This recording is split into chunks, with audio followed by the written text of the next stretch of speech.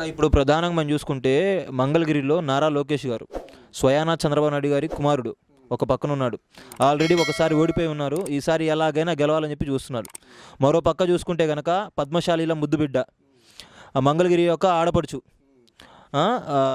Lavanya madam గారు ఉన్నారు.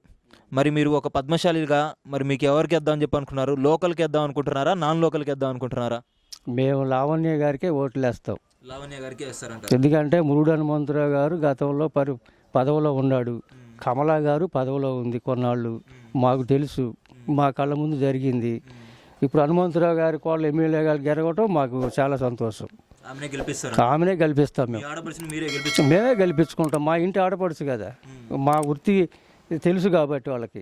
మీ కష్టాలన్నీ కూడా దగ్గర నుంచి చూసిన కుటుంబాలు కాబట్టి కుటుంబం వెనుక మీరు ఉంటే వాళ్ళు మీ వెనుకుంటారంట. ఉంటారు, మాకు ఎప్పుడు అండగా ఉంటారు వాళ్ళు.